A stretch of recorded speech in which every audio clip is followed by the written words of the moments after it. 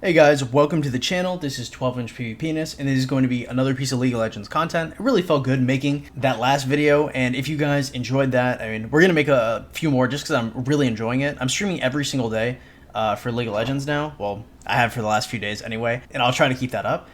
So if you guys enjoy this, be sure to let me know, drop a comment, a like, a sub. It all helps an absolute ton. And if you guys are watching this right now, I'm currently live streaming League of Legends, so you guys should definitely peep that. It's over on Twitch and it's in the description below. So this video specifically is going to be over what runes I like to take for Trundle specifically. I guess like the last video was like pretty general, so if you guys are looking for specific Trundle advice, if you guys don't know, I play a shitload of Trundle, so these are going to be over just a few rune pages that I specifically run in different roles. So first off, we're going to make our generic top lane rune page, right? So the first thing we're going to be looking for is we're going to hit Grass, we're going to hit Demolish, we're going to hit Conditioning, and we're going to hit Revitalize. Some people like Overgrowth. I personally like Revitalize because the less information my opponent knows about how much HP and stuff I'm going to get, I think it's the better. Overall, I think that Overgrowth might be better, guys. I'm not going to lie. This is just my comfort. This is just how I play it, okay? So this is what a normal page would look like if you guys are into armor, right? You're going to end up picking Tenacity most of the time. If you can't pick Tenacity, you know, you're probably going to be looking for Alacrity or Bloodline. Personally, I think Alacrity is better just because it kind of helps them flow through mid-game or through early game better just because it stacks pretty quickly. And then Bloodline, I mean, you know, you're not really building a lot of damage to lifesteal if you're running Sunder Tank. And then Triumph is such a beautiful rune overall. I run double armor or double MR, whether you're going into a AD or AP top. You should generally always just be going resistance runes because there's no reason to really be proactive if you're playing Sunder Tank Trundle. If you guys are into champions like Malphite or, super tanks like Orange, stuff like that, things that I would take Ultimate Hunter, and I would also take Taste of Blood, right?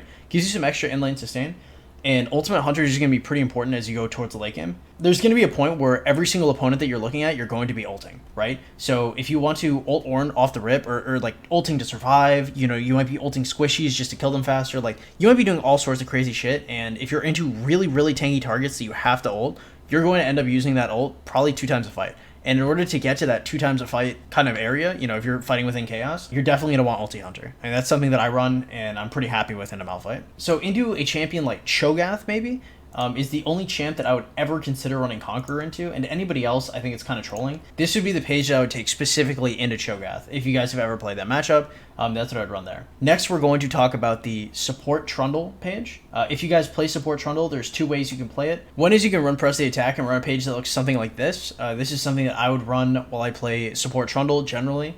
I really like PTA. I think it's pretty cheesy and it does a lot of damage. Another thing you can run that was viable in the past that I don't see too much anymore, but used to work pretty well, will be a form of Guardian Trundle. Essentially with this build, what you'd be looking to do is you'd just be looking to build like Knight's Vow and Locket and stuff like that, and just be a complete utility support, and focusing more into the pillar aspect of your champion and just making sure that you can block as much damage as possible rather than doing it yourself. I think that this probably doesn't play as well to Trundle's strengths, but if you're into champions like Sejuani or stuff like that, and there's a direct counter pick, just surviving to mid-game could be pretty useful. So this is another page that you could run for Support Trundle. This is the page I've been running for Jungle Trundle, or some variant of this. I like Cheap Shot because after you Q, you can auto afterwards, and you generally get the extra true damage every 4 seconds. If you're in a fight, you could probably stack up like 30 or 45 true damage. Kind of nice. I would also just take double Adaptive Force. I like it better than attack speed. Feels better to me. I know some people take attack speed. I've seen some Korean Trundle junglers doing it. Overall, I just like the double offense to help me clear. PTA is better here than Conqueror. Conqueror is always subpar, essentially, to PTA because Trundle doesn't get 4 stacks from his Q.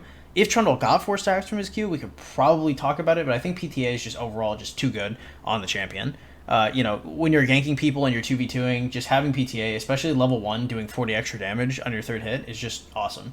Having to stack up Conqueror, especially when people kite the fuck out of you because you don't have any gap closures because your champion's archaic, is kind of rough. Overall, I'm basically always taking Triumph. There's no point where I'm considering taking Presence of Mind or Overheal. I know I haven't addressed that like earlier in this video. I think they're pretty bad overall, if you guys are curious on why I'm not even looking at them.